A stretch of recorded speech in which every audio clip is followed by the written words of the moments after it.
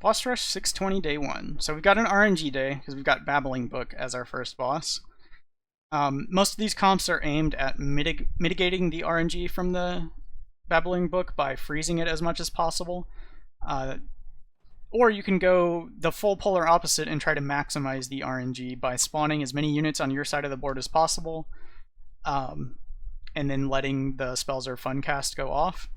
So that's what this fourth comp here is trying to do. All of these other comps are trying to freeze and mitigate the RNG, which is a bit more reliable for farming. So I think the Geddon comp, if you've got a big enough Geddon, is the most reliable farming comp out of what I've experimented with. There are some Holmes comps Malchezaar comps as well. One uses Holmes, another one uses Arfus. This one relies a bit more on targeting RNG and just hoping the enemies attack the right things, which is not so much RNG as it is like trying to abuse the AI to target things that they can't kill. But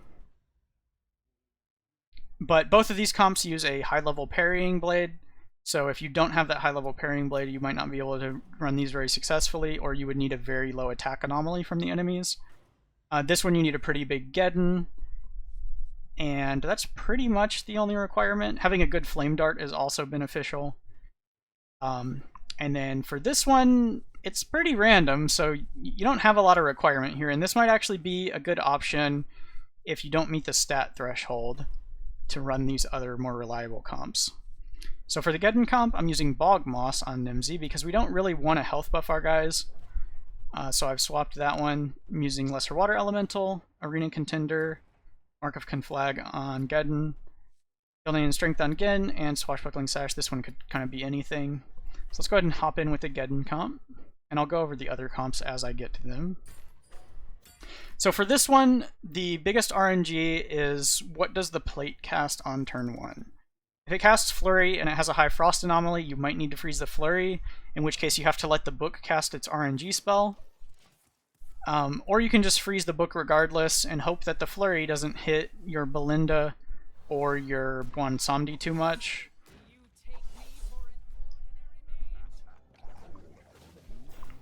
But sometimes he just casts this crazed Flurry instead, and then you don't have to worry about it. So usually you're just going to want to freeze the book, and if he casts this crazed Flurry, you just always freeze the book. Then we're going to bounce, we're going to taunt our Bwonsamdi, and I'm going to let this sit because we took off the Fresh Peaches. If you have Fresh Peaches on it, you might want to swing with it just to get rid of it. I'm going to put some Fire Weakness by casting Frost Dart on the book. Having the Bog Moss is also a small benefit. If you do have to let a Flurry cast, it makes your Balinda and your Nemsy a little bit more capable of surviving a random hit. It's unfortunate that you can't level up Bog Moss. They decided it was too powerful and didn't want to let us scale it. So after the bounce, you're just going to always bring out Balinda, Geddon, and Bwon. And now we're just shooting the book, Infernoing, and bouncing until we run out of bounces. And we're going to freeze the plate here. You never freeze the fork. You just leave him unfrozen indefinitely.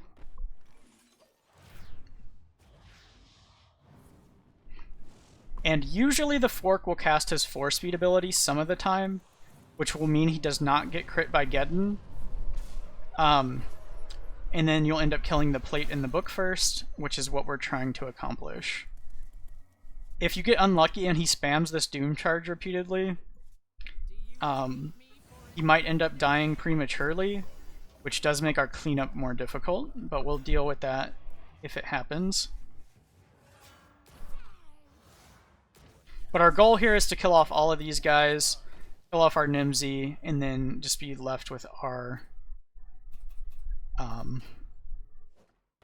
artillery strike mercenaries at the end. Okay, so next turn is our no bounce turn. And we did get the 4-speed here from the fork, so we should be fine for our hit point values.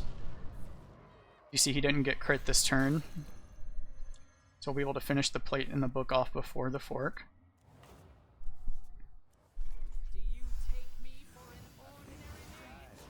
Okay, so we're going to lose our Bwonsamdi this turn. And he did use Double Strike last turn, which is good for us because it means we can get our Binding Contract off this turn.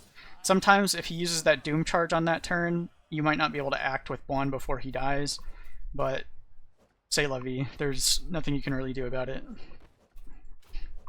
So on this turn, you usually want to swing with any excess water elementals. You only need to save 1 to freeze the plate. So just get the damage in and swing on the book there. Unless you do the math and you know it doesn't make any difference, you're going to kill the book anyway. You could save that extra, but I usually just swing with anything beyond the 1 and just save the 1 to ensure the book dies before it gets its opportunity to cast its 4-speed random spell next turn.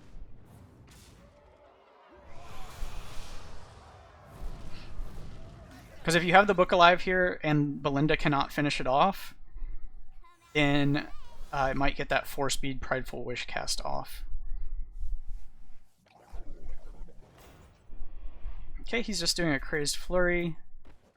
So this Double Strike will hit the Boggy. You can actually just do a Boggy Blast. It'll summon a new one. That'll tank the Crazed Flurry. So we've got both their attacks covered here. And we want to work on this and get the fork a bit lower. You could freeze here if he's casting Flurry.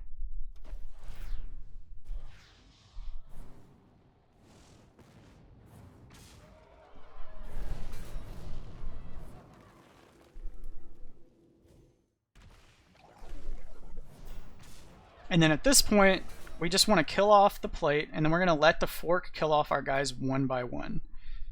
So in order to make sure the plate dies, this is going to do 120. I guess I can let Geddon go ahead and die now. And we don't really need this water elemental, so I'll just use that to finish off the plate here.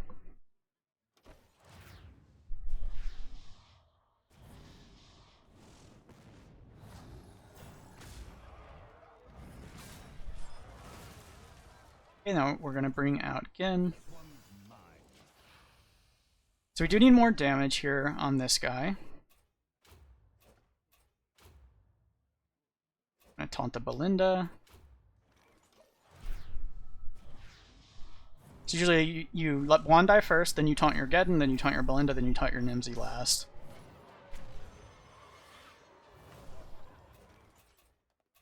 Okay, we can go ahead and taunt the Nemsy. Still need some more damage here.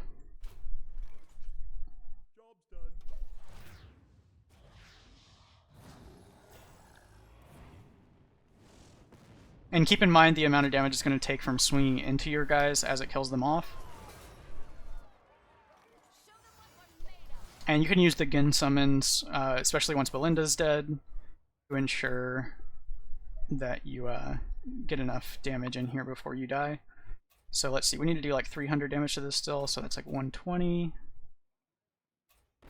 I could swing here.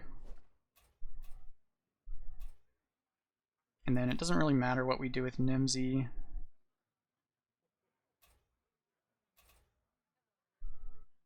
I guess we can do this, because she'll be dead.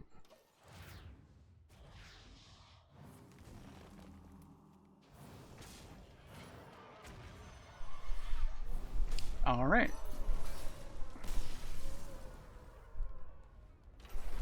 So just whatever abilities there allow the fork to swing into your guys one by one, and then end with your artillery alive. And there's another win.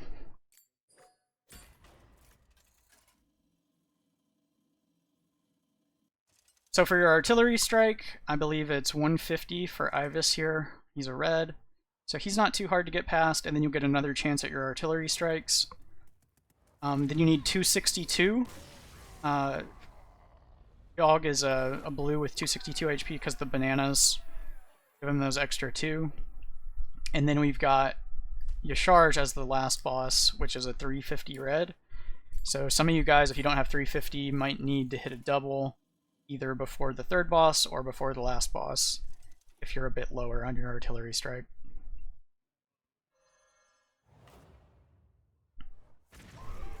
I guess you technically could run a green and a blue instead of Genn if you needed to, but your cleanup might be a bit more difficult.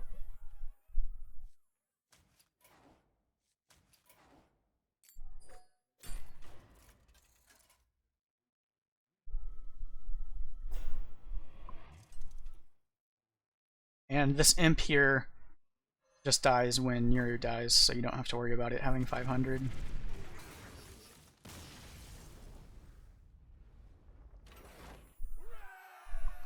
Alright, so that's the Geddon comp. It probably is the best farming comp for day one.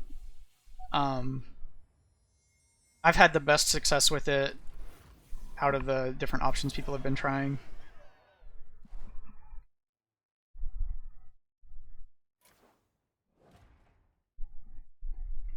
Alright, so let's go over the Holmes Malchezaar comp real quick.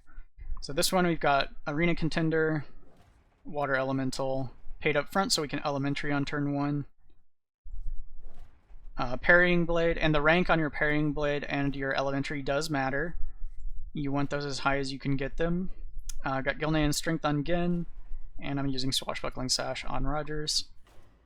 So for this comp, you ideally want the hit points of your Elementary plus your base health on your Water Elemental to be greater than the attack of the Babbling Book. So you might need to roll for low attack anomaly. Also, the lower these guys are, the less parrying blades it takes to get them to where your elementals can lock them down.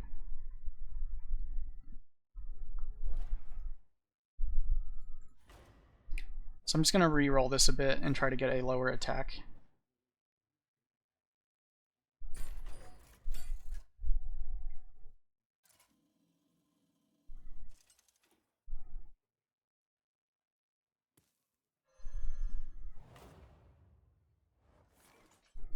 Alright, much better. So you do want to position with Balinda in the middle so that the water elemental will target the plate and then freeze the book first and then the fork, meaning that the lowest attack enemy is the one that actually has to tank the damage from. And with this comp, I believe we want damage on the Babbling Book, so I'm going to put some fire weakness there. We target the plate.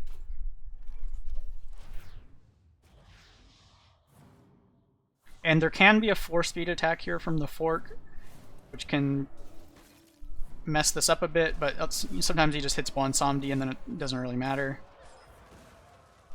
as we just saw there. Okay, now we just bring out Balinda, Malchezaar, and Bwonsamdi repeatedly.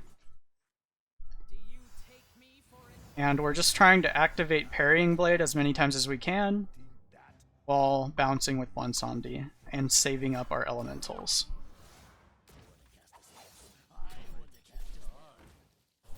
You can see their attacks starting to get shredded. I'm just going to ramp our fire damage. This is just free damage. Bounce.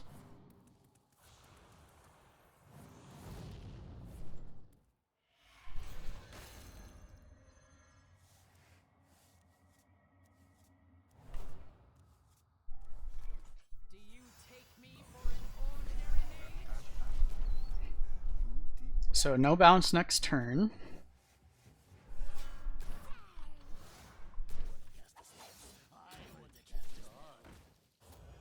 And you can see now we've gotten the fork low enough on attack that even if it were to hit our Malchezaar, it wouldn't kill him, so that's a good breakpoint to hit before you get to an unfreeze. And I'm just going to keep damaging the book here. And we can't do our realities yet, obviously. You could let them unfreeze here. I'm going to bounce again.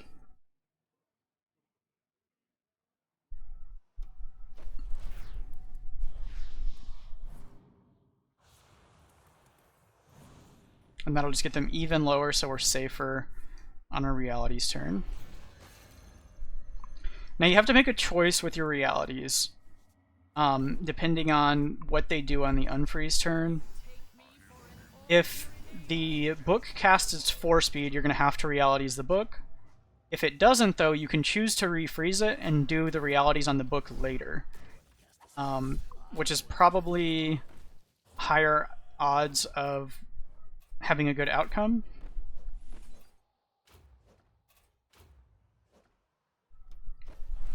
Usually you're going to realities the fork first. So he did do the 4-speed, so we don't have a choice. We have to let him cast that. I'm going to bounce.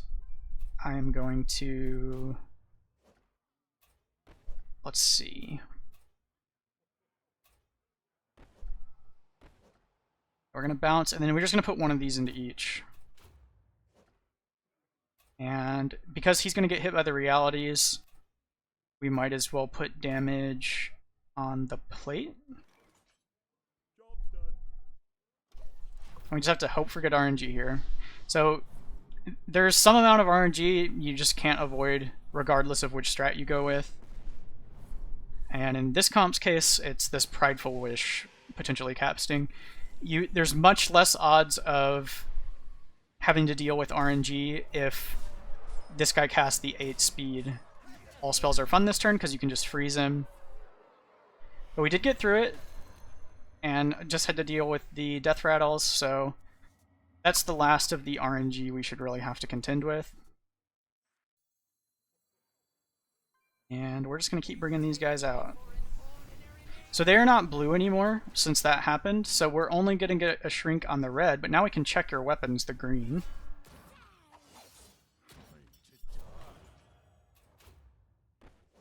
And we're not going to get to realities anyone now. So usually because we don't kill the book first, you get to realities like both of these, and then you can either realities the book at the end or try to burn it down if you shrunk it enough. But we're going to try to kill the plate here.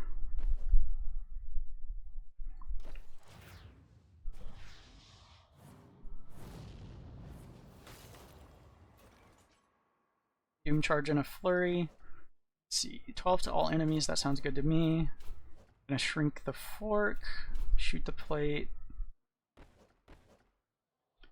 And that's gonna only have 35 attack, so it's actually lower. I'm gonna use this one. Just looking at the death rattles there. Do some damage here.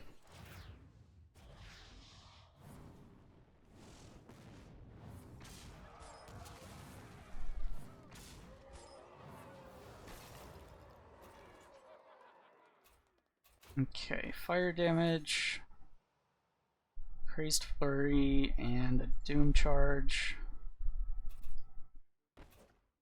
I'm going to do a bounce, and we're going to swing with those guys, so this will get a refreeze. Just do some damage with Malchezaar.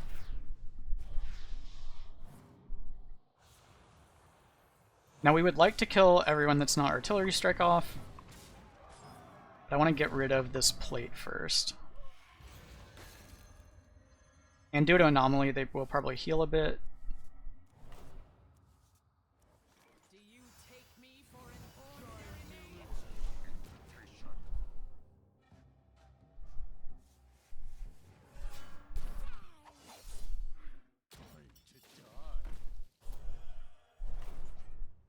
Okay, not too much, just a little bit of healing on the plate. Okay, we can shrink again. So at this point, you know, we got them fully locked down.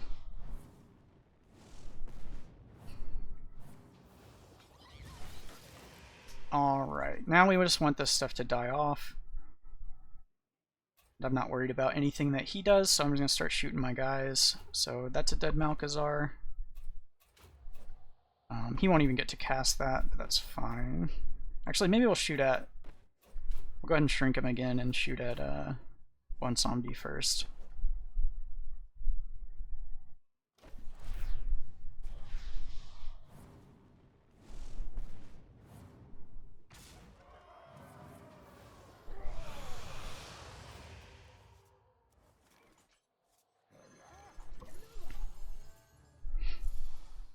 In retrospect, it was probably better to kill Malchezaar first because Bwonsamdi can help shoot your own guys.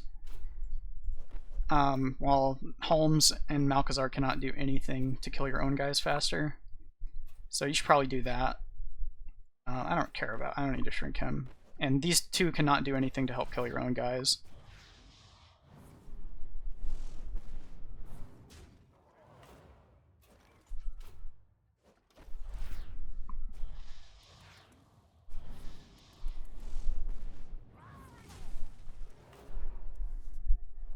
And we have to keep in mind that Genn heals if we do anything on even speed. Okay, so that's a dead Malchezaar. And that should take care of Balinda as well.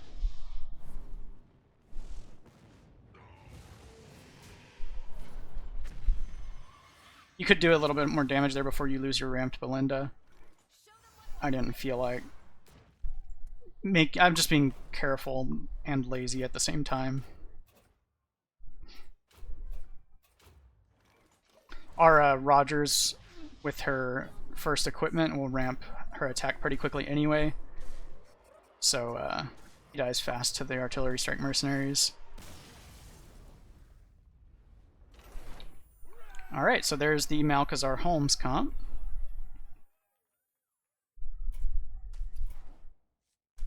Alright, there's another win. So that one's pretty consistent. You do need the low enough attack anomaly though, and there is still the potential for some bad RNG to happen when you do your unfreezes on the book. That one can also go faster a lot of the time because you will get 2 all realities off instead of having to burn down multiple characters with damage. But you do have a ramping Balinda, so she goes reasonably quick through those. And it's pretty safe overall. It does eliminate quite a bit of the RNG. I actually like the Arfus comp, which I'm going to show next. When it works, it eliminates all of the RNG, but it still depends on the enemies attacking the right targets on the first turn, because you're on the first couple turns, because you're running with no taunts and just relying on them swinging into your things that are not Malchezaar and Balinda. So either Bwonsamdi or Nemsy or Boggy.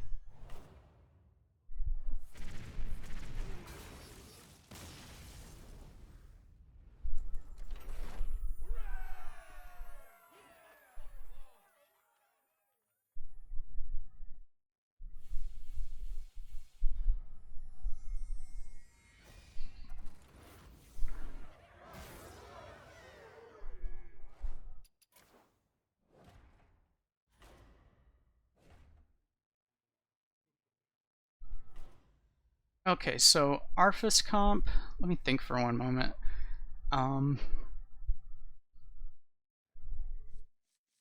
Okay, so I was thinking about, I have experimented with 2 different approaches to the start of this fight.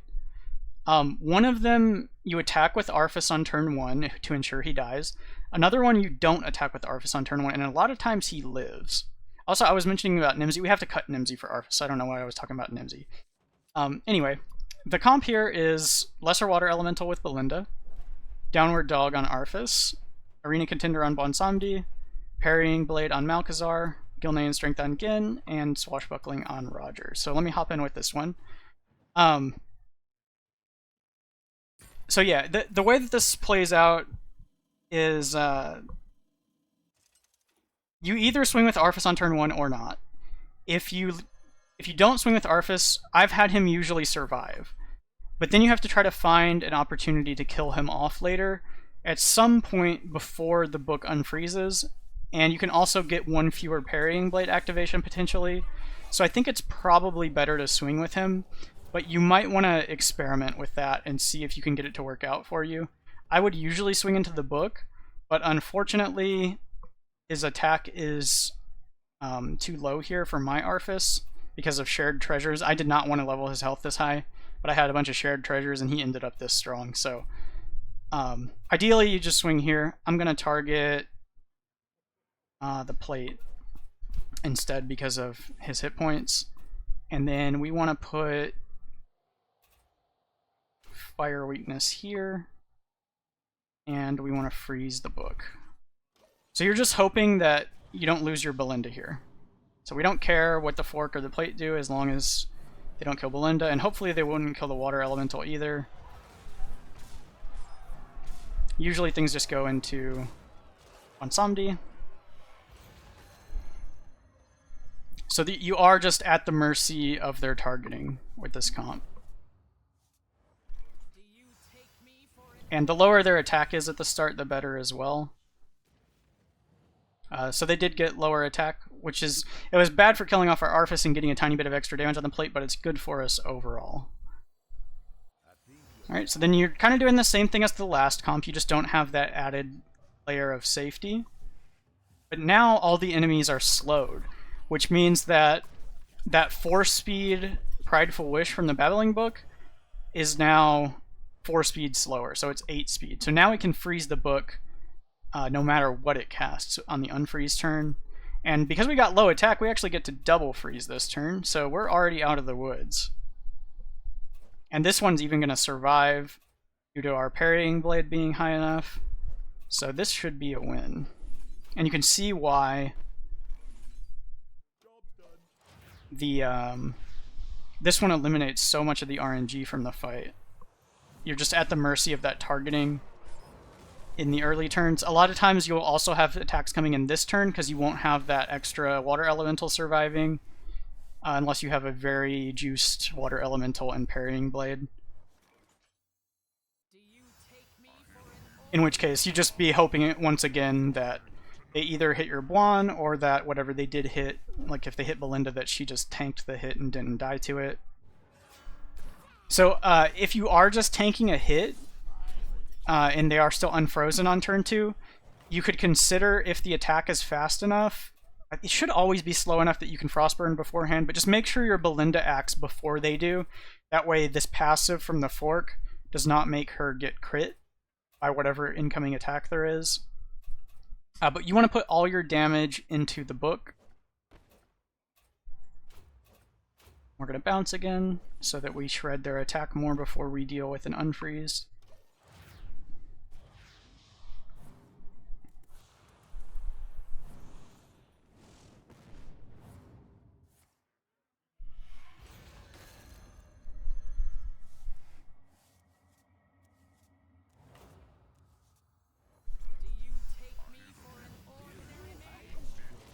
The other nice thing about this is you've already killed off one mercenary, so you're only worried about getting rid of these 3 by the end.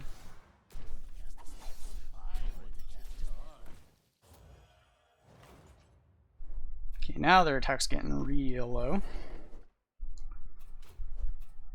Okay, just doing damage to the book. And now they're going to unfreeze and we'll get to realities the fork. Actually, we can choose who we want to realities. So if this guy casts Crazed Flurry, you want to go ahead and realities him. So we are going to put this almost dead one into the highest attack. We're going to freeze here. We're going to let this guy attack us. And we're going to bounce again. And then do some damage to the book.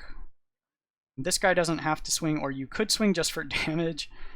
Because at this point we've shredded their attack so severely. I'm just going to swing with them for damage.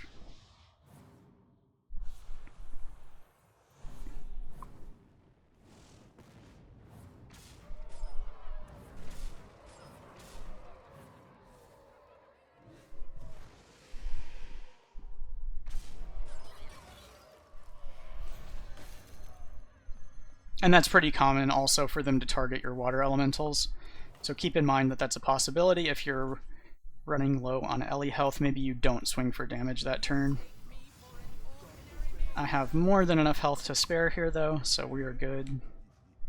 Also keep in mind, if that was like, if you were having to kill it on like a flurry cast, you might need to attack it with something after it got shrunk, or you might have to delay your bounce or something. Alright, so we're going to continue ramping here. And we're kind of just waiting on another All Realities. And I'm just going to get some damage on the book. Be careful that you don't kill the book. You do want it to die last. It is starting to get quite low. We do a lot of damage. I do so much damage here, I'd even kill the fork.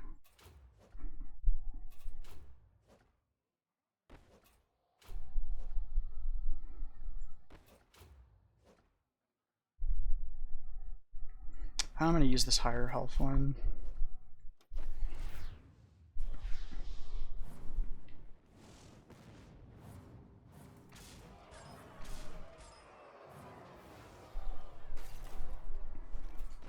Okay, so the realities will take the fork out.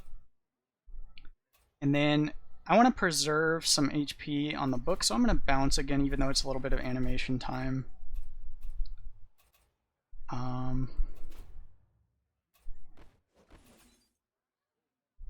And this ramp should be okay. Let's see, it's going to do 240 plus 160, 400. Yeah, that should be fine. And he'll die to the melee crackback when he hits.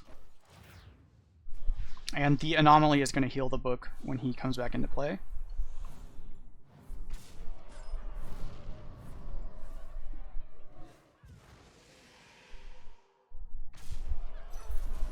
Because now we want to just keep freezing him while killing off our non-artillery strike mercenaries with Balinda's ramped damage.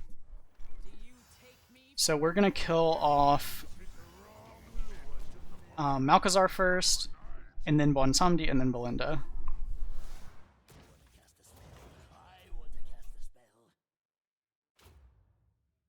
Okay, so that's a dead Malchezaar.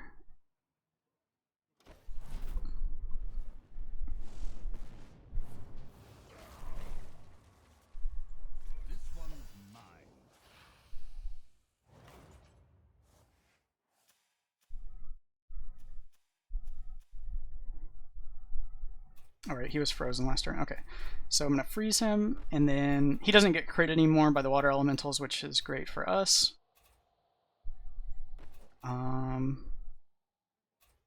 We don't need to do anything with him, really. But he'll just shoot himself, I guess. And that should all be good there.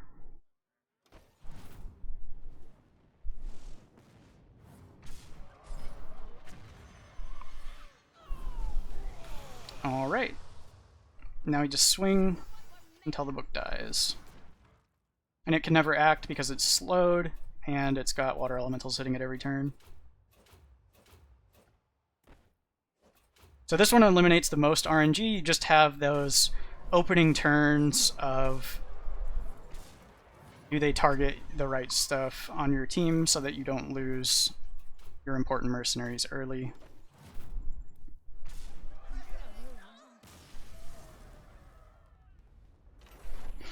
And that first equipment on Rogers is quite nice since they don't have any attack, so you can swing with impunity and it'll ramp her very quickly even if you left the book with a lot of hit points.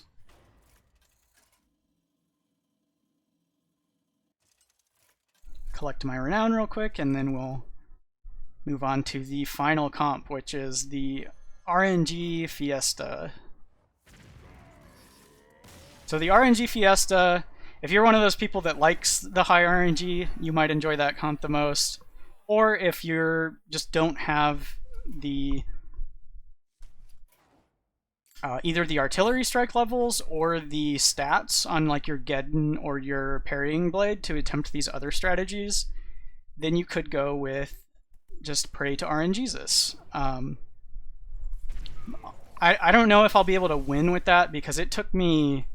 I tried a number of different comps to try to maximize RNG that some other people claim to have success with, but they just were not working out for me, and I finally got a win with this comp that I'm about to show, but yeah, there's a lot of randomness. So the general idea is that, or I'll go over in a minute, I'll wait till we're at the party selection screen so that I can do the chapters on the YouTube video and people won't miss out on the explanation if they skip to it.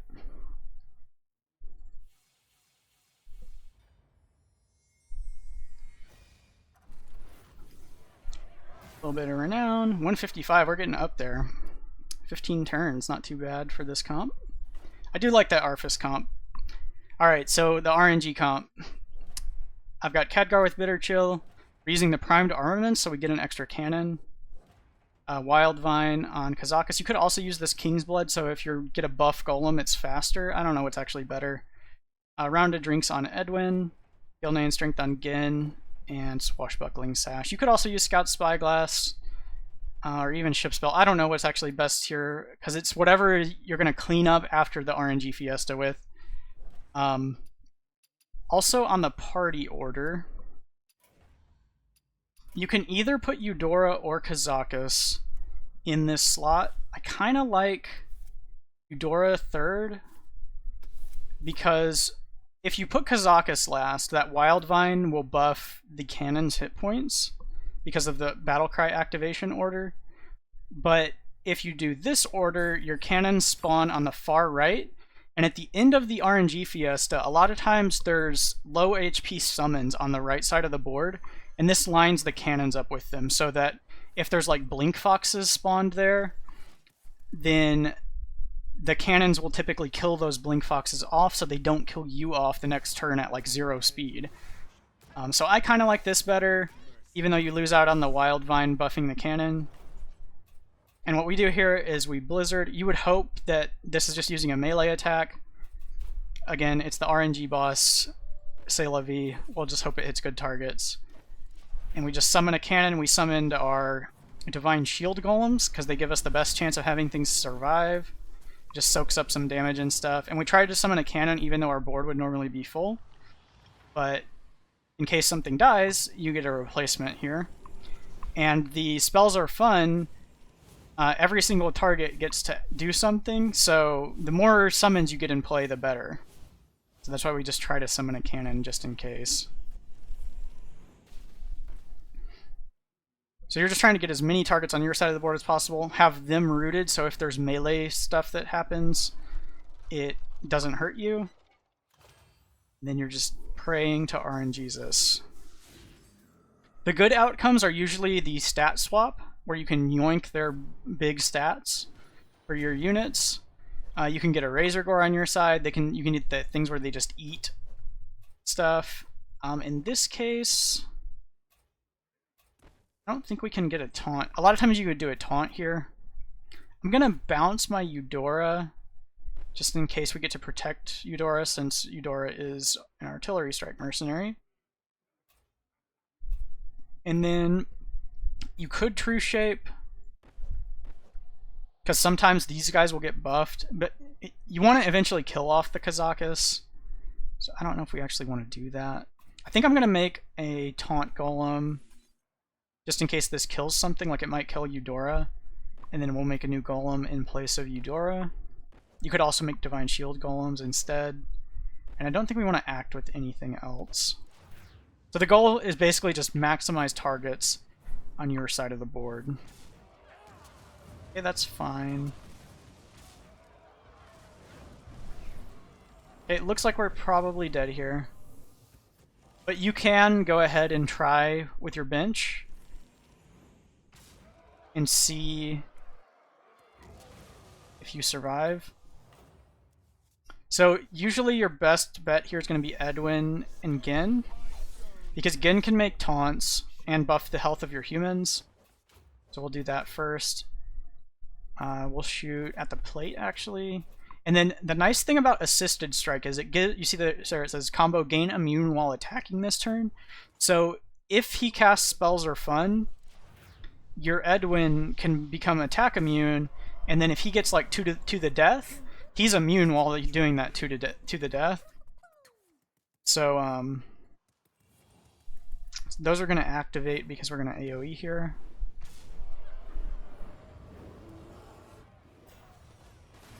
It's fine though, it's not too much incoming damage. That is though.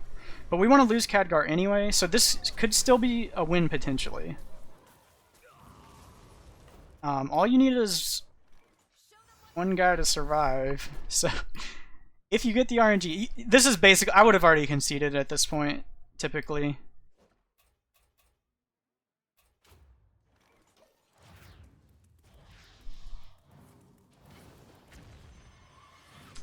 If you do try to go with your artillery strike mercs, just try to act before the RNG starts happening so that you're not being crit by everything that happens.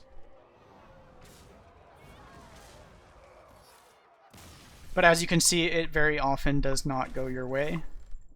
I'll try a couple more rolls, with this comp, actually, let me swap it up real quick and I'll show the other comp that seemed promising, but I never actually won with. Let me just adjust the comp real quick.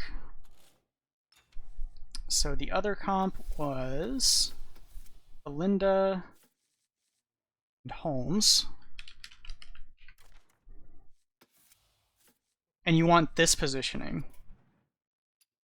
And Belinda's using Water Elemental and Holmes is using his paid up front equipment as usual.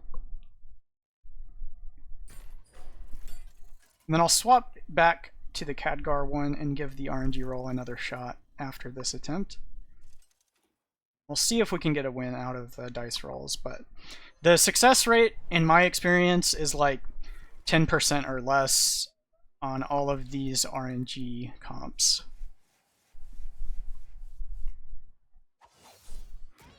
So the reason for this positioning is we've got our Water Elemental opposite the fork. And our goal is to freeze left and freeze right. So we're just going to summon a cannon here. And we want to put damage on the plate, I guess. I'm going to swing at the plate. And then take the wheel. And he did use the 4-speed attack, which is not good for us, as you could see there. But there's not a lot you can do about that. Okay, so that's one of the bad outcomes. Obviously, you don't want to be freezing the book, but he used the 4-speed and he targeted one of the things that made the Water Ellie scoot over. So that is one of the downsides of this comp. You can play around that a little bit with your positioning. You could try to do a different attack order. So maybe you put Balinda far left and swing at the fork instead. That would be another way to play around it. Actually, I'm just going to try this again. Let me think. I think maybe that's a safer way to do it. And that should always freeze the right target. So maybe that positioning's better.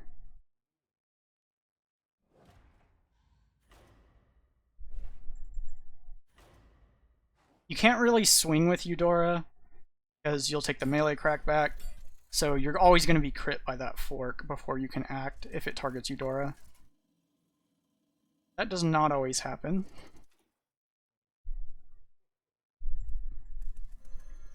But let's see, does this other positioning fix that problem?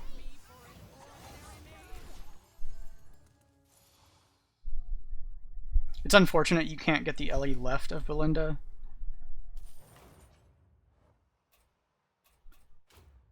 So I'll do this. Oops, we need to target the fork.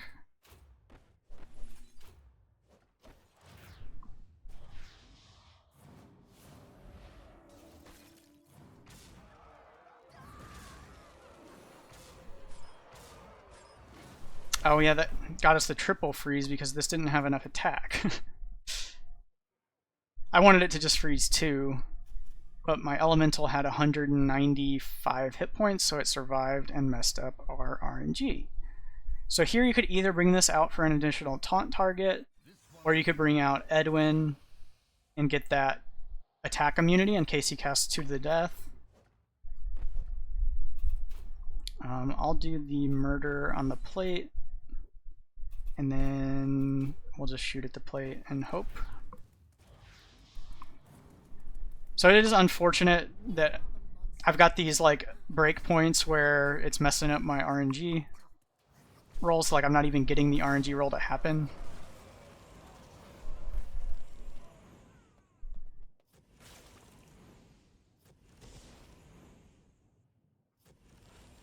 So the smoke is when it juggles the colors, but you don't see it because of the Babbling Book.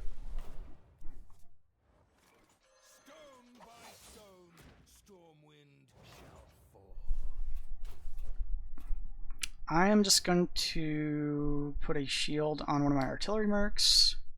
I guess we'll do Edwin. And I'll just keep shooting here.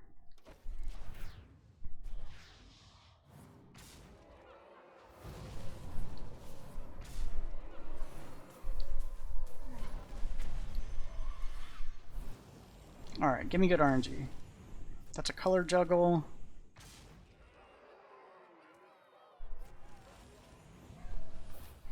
That's not a good one. The things you're really hoping for are like the stat swap, like that. So we did kill the book, but I don't know if we're strong enough to finish the fight. So like that's one example of a decent outcome.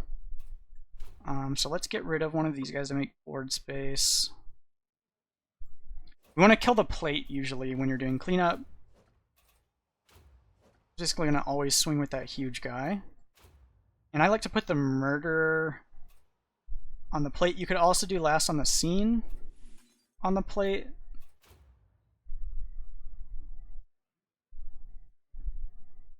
I don't know which one's better. Maybe last on scene. Or hoping to not die. And we can save this guy for now. Maybe they'll target it with something, or flurries will hit it. We can kill it off if we need the board space later. That's unfortunate. And I'm going to position Roger's far right and Genn far left. That way if we put a shield on them, they won't swing back into these guys. So we're most likely to lose Rogers. This guy's 1 speed, and he's huge. That's nice.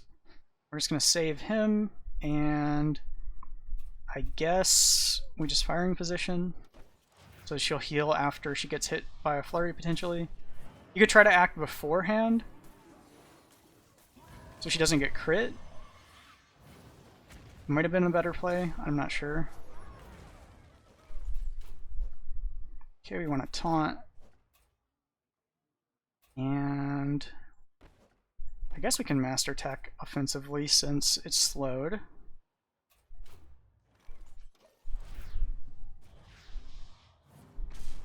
I like that 1 speed critting every time. That's nice to have that on that.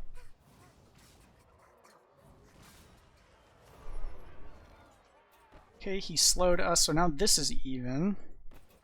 But she's probably dead. We might still be able to win. I'm just gonna cast this, but she probably dies before she acts.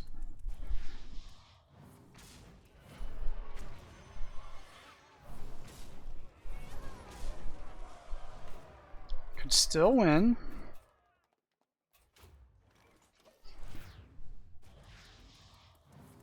Obviously, if you have a really strong Genn, your odds are much better. Alright, I think this is a win.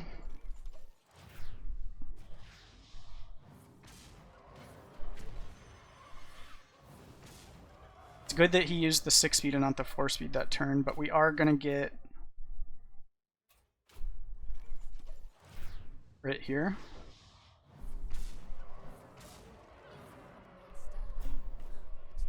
Oh, and that wasn't even speed. Oof. This does survive if it swings.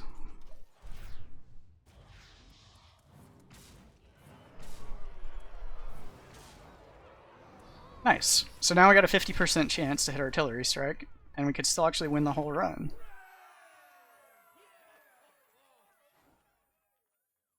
So usually, nice, we actually won. So yeah, Balinda comp with Holmes RNG take the wheel, RNGesus take the wheel can work. Usually on a successful RNG run, you'll have a little bit cleaner cleanup than that, but and you might not need the strong artillery backline, but you know, it's RNG, so you'll have better odds if your guys are stronger, of course.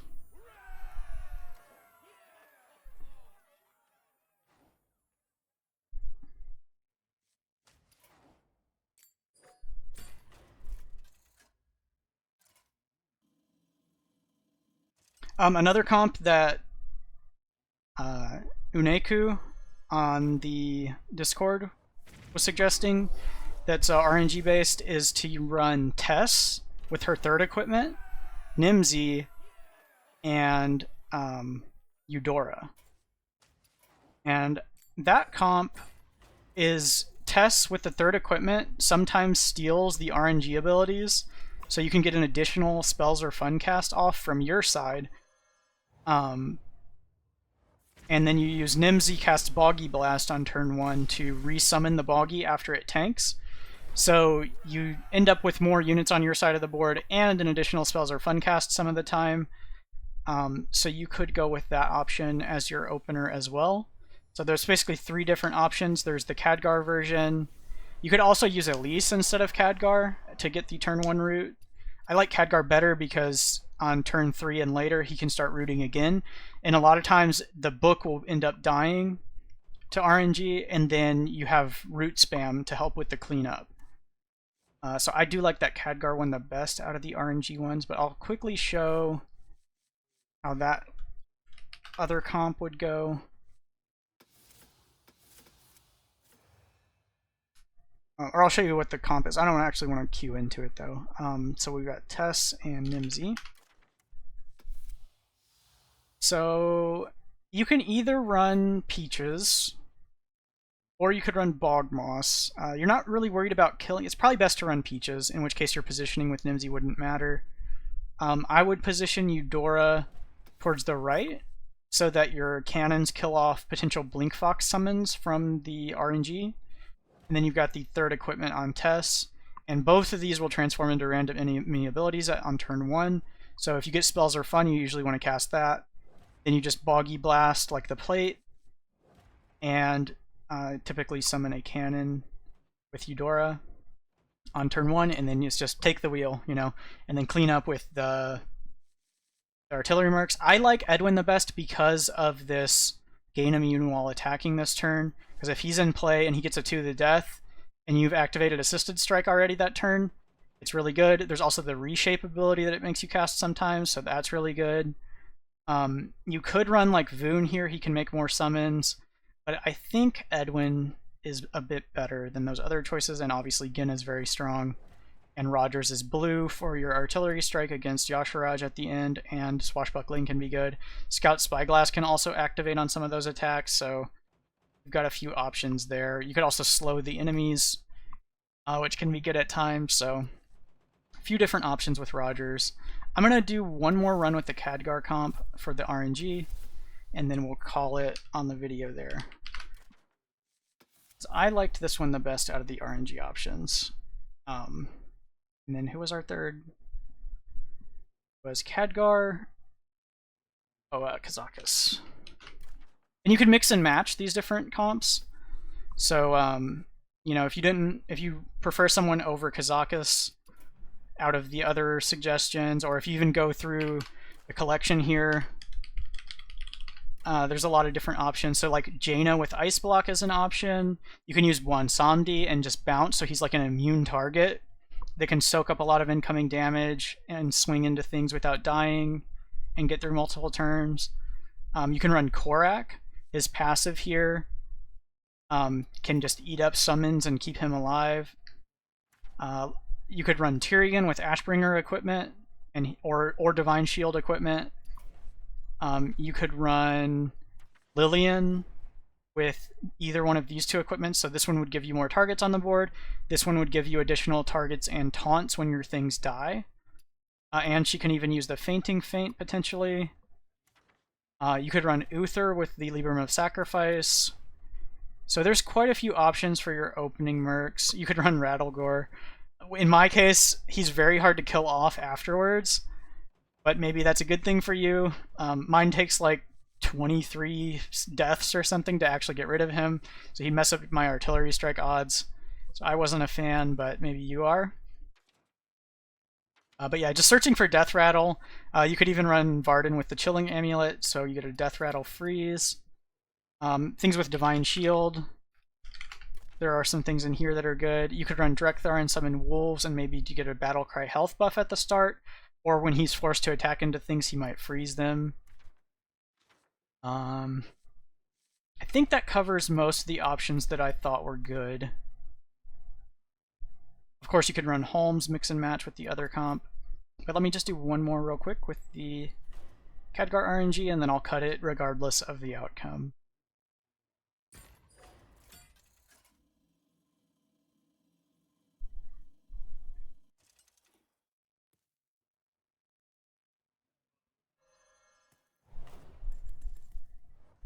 So again, I like the Eudora on the right so that the cannons kill off leftover blink foxes and summons and stuff. Alright, so we're going to do a root, get some divine shields, and summon a cannon just in case something dies.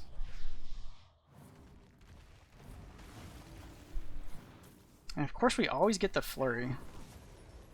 If that's a melee attack, your odds are much better of having a lot of targets alive. We've already... Okay, this one's basically lost. I'm going to do another one because that was such unfortunate RNG. You also, because it did do the explosion one, you could try to fight that out and get the RNG rolls on your bench again. So this was not necessarily a loss. Because he did blow up his own mercenary.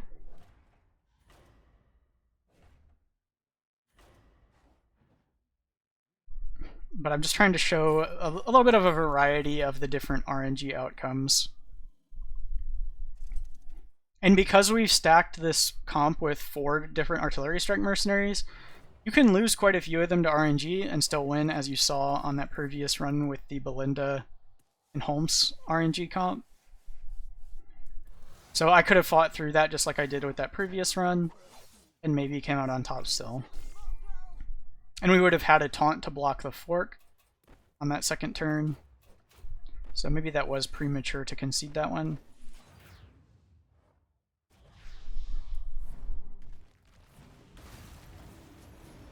But I'm really more interested in showcasing some of the different outcomes. I'm not a fan of this outcome because it takes so long in the animations a lot of the time. Another thing about this RNG is you don't have to watch this. You can just close the client and restart it, and it'll just, whatever happened, happened, and you'll see what the final board state is, and then you can proceed from there. You can also do the... unfortunately, it switched us with ourselves instead of switching with the enemies. You can also do the firewall trick thing that people use in Battlegrounds to reconnect, and then when you reconnect, you know, it'll already be at whatever the post action turn is. So it's like skipping your turns in Battlegrounds. You can Google the firewall Battlegrounds thing if you're interested in attempting that.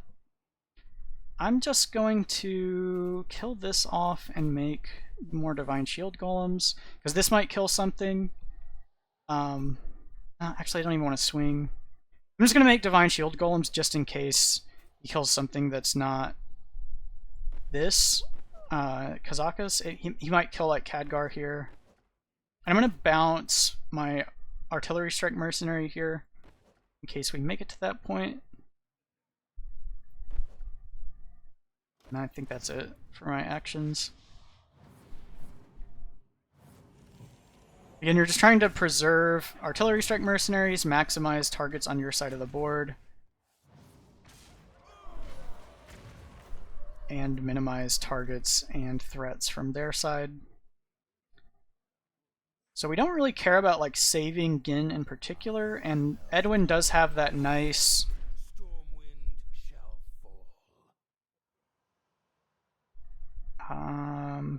who do I want out of these? I guess Eudora.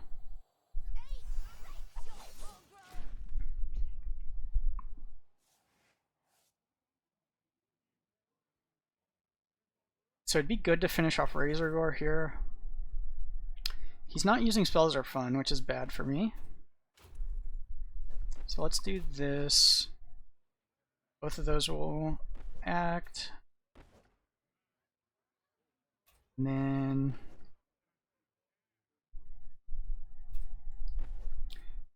he's not doing spells or fun, so I want to save my assisted strike. We'll summon this just in case. Move this to the right, and we'll just wait with this guy.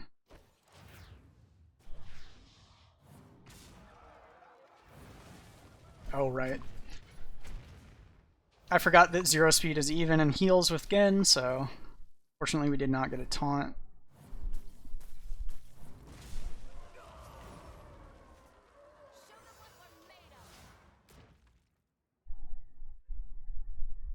I think maybe third equipment on Rogers is better, because if she gets forced to attack, it would clean up a lot of these different summons.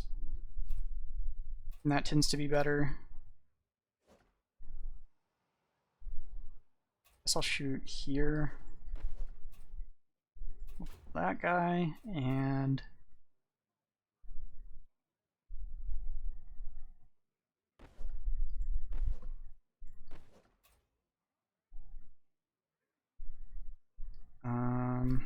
I need to act before this does so I don't get crit. So I'm just going to speed up this guy.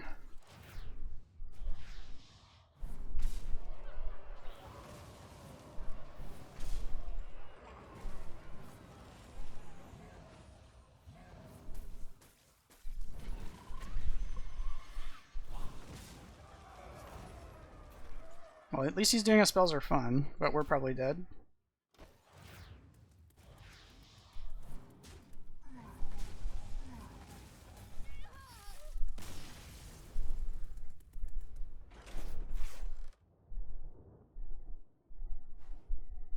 Alright, one more time. Addicted to the RNG. This will be the last one for sure, though. I'm not a fan of these RNG strats, but personally I would probably just farm with the Geddon comp. Some of the Malchezaar ones are pretty good though, so I might consider them still if we don't get a better farm. I'm actually going to reset until this guy uses a melee attack for once, because these flurries on turn 1 are messing up. We're not really showing how this typically goes.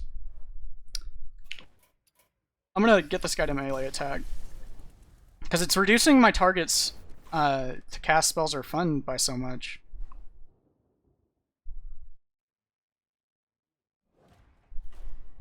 End up losing like 2 or 3 units before it even casts. And that's kind of half the purpose of bringing the Khadgar.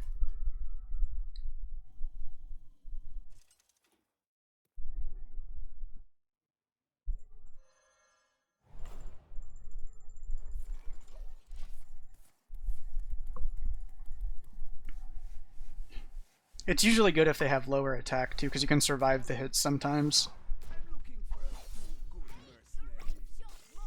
Come on, no flurry. Okay, nice. And then let's go.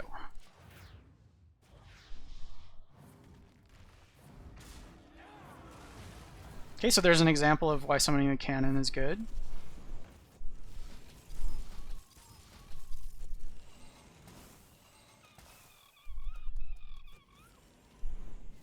Okay, clearing out those extra summons, that's good.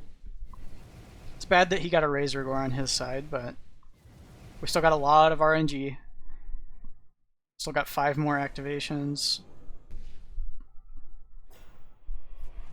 I guess the order is weird. I guess it goes in the order it's like play order. So it's going all the mercs, and then all of the summons that happened from battle cries, and then the summons that happened after combat.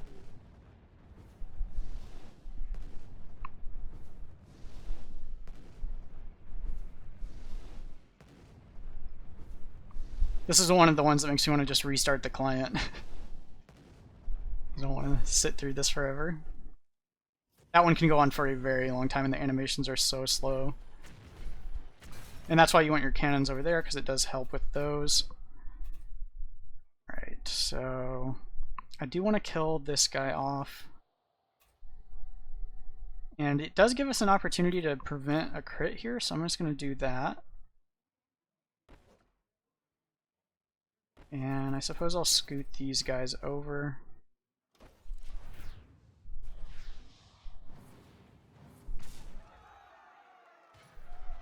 So now our Eudora lost her crit debuff. That was nice of him to swing there. Oh, he swapped with himself.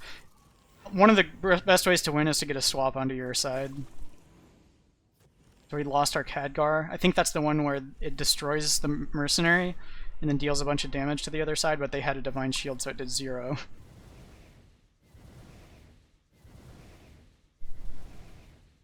That's another one of the good ways to win, is when they blow up themselves. And then you get left with, you know, some big stuff, or like a razor gore or something.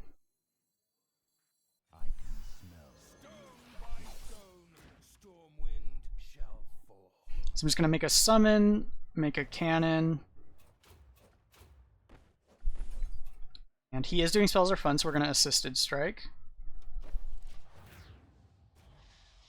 And if he gets to the death, then he might do a crazy immune to the death, which could be cool.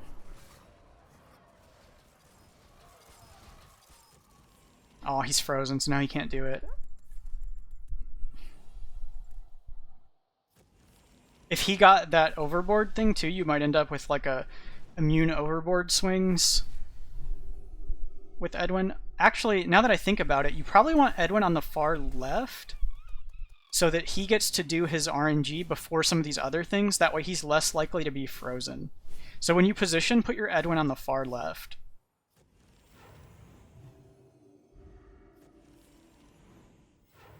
Ugh. Divine shields on enemies, not cool.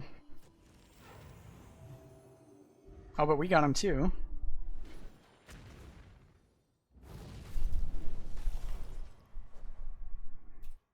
Okay, this is winnable. I usually like to put damage into the plate, because this guy's our source of RNG. This guy is usually easier to shut down. I am going to bounce Edwin. Let's move this guy back to the right. And I don't really want to swing. We'll leave these guys their shields, because they can get it, like the swap can happen on them. And we just want to increase the odds of them being alive to do more random actions.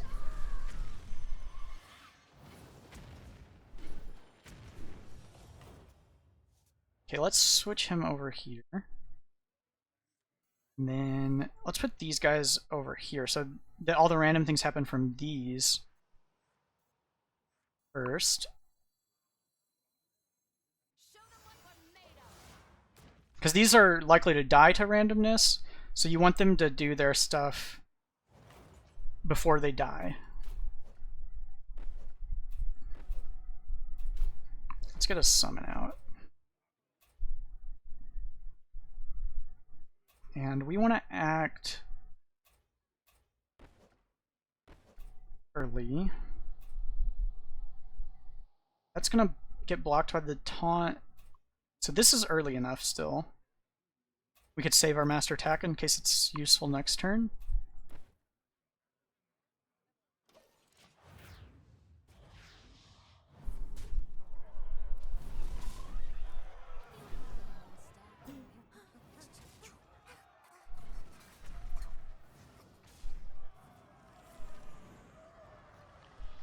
Okay, that's basically nothing. Ow.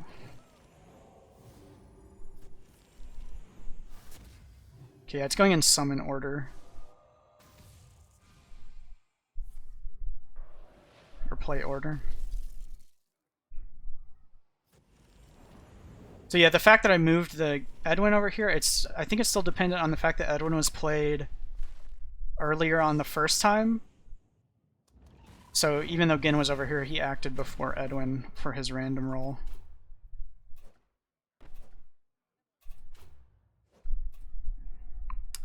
I'm going to speed up my Genn so that he doesn't get crit. Which is why we wanted to save the master attack last turn.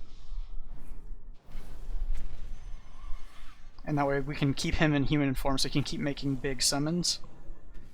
I don't want to have to transform him. Oh, exact HP. That's lame.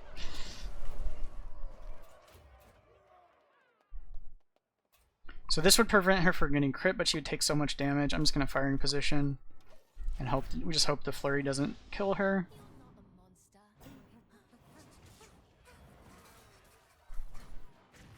At least she got healed.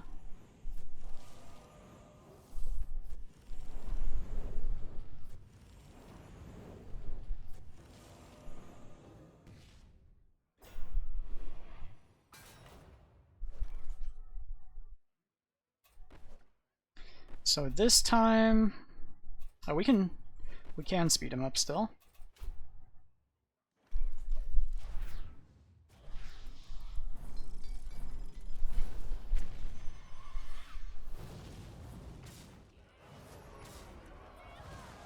Alright, it's looking like a loss.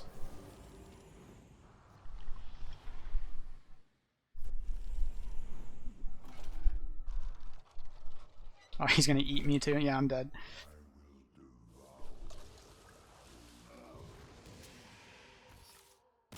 So, unlucky. But yeah, the Wheel of Yogg is also one of the outcomes, so you can have that happen on your side and you can end up eating them, so that's another good win condition on your RNG. But I'm gonna go ahead and stop it there.